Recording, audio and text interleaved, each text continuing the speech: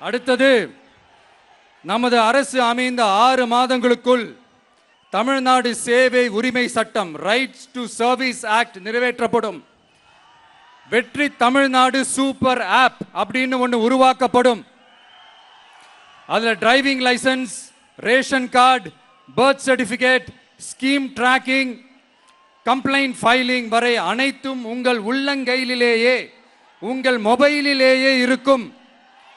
இதில் எந்த சேவை தாமதமானாலும் அந்த அதிகாரி மீது நடவடிக்கை எடுக்கப்படும். மீண்டும் சொல்றேன், இடைத்தரகர் என்று எவரும் இல்லை, எவ்வித லஞ்சமும் இல்லை.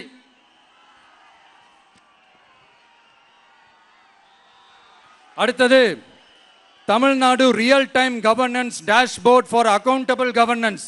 இன்று தமிழ்நாடு அரசின் பட்ஜெட் வெறும் ஆவணமாக மட்டுமே நமக்கு தெரியும். அதில் ஒவ்வொரு திட்டத்திற்காகவும் ஒதுக்கப்படும் நிதி எங்கே சென்று சேருகிறது, யாரை சென்று சேர்கிறது, அதை பத்தி எதுவுமே நமக்கு தெரியாது. அது ஒரு சிதம்பரம் ரகசியம் போல ஸ்டாலின் சார் ரகசியமாகவே இருக்குது அது. ஆனா நாம அதை மாற்றுவோம்.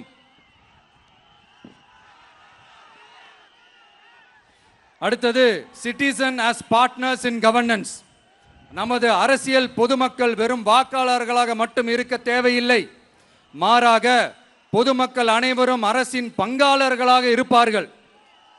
மை வெற்றி தமிழ்நாடு .in என்ற இணையதளம் ஒன்று உருவாக்கப்படும்.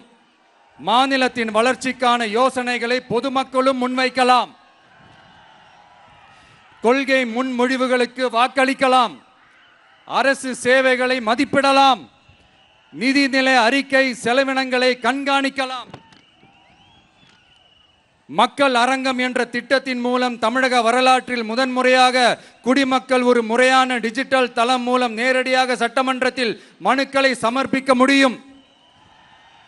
10,000 சரிபார்க்கப்பட்ட கையொப்பங்களுடன் ஒரு மனு சமர்ப்பிக்கப்பட்டால் அதிகாரப்பூர்வ பதிலை அரசு அளிக்க வேண்டியது கட்டாயமாக்கப்படும். அடுத்தது, அதே மாதிரி 5 லட்சம் கையொப்பங்கள் கொண்ட மனு எனில் அது குறித்து தமிழக சட்டமன்றத்தில் கட்டாயமாக விவாதம் நடத்தப்படும். சட்டமன்ற கூட்டத்தொடரில் ஒரு முழு நாள் பொதுமக்கள் மனுக்களுக்கென்றே தனி நேரமாக ஒதுக்கப்படும்.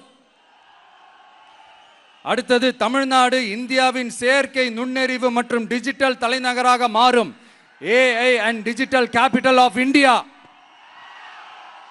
2035ஆம் ஆண்டுக்குள் செயற்கை நுண்ணறிவு இந்தியாவின் பொருளாதாரத்திற்கு 1.7 டிரில்லியன் அமெரிக்க டாலர் வரை சேர்க்கும் என்று மதிப்பிடப்பட்டுள்ளது.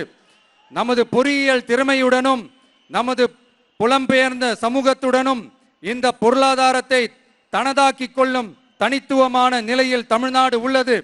ஆனால் இதை உலகளாவிய அளவில் நம்மை நேசிக்கும் தமிழர்கள் பலர் உள்ளதால் அவர்கள் துணையுடன் நமது செயல்பட்டால் மட்டுமே இது சாத்தியமாகும். தமிழ்நாட்டின் முதல் செயற்கை நுண்ணறிவு பல்கலைக்கழகத்தை ஏற்படுத்தி உலகளாவிய தொழில்நுட்ப நிறுவனங்கள்,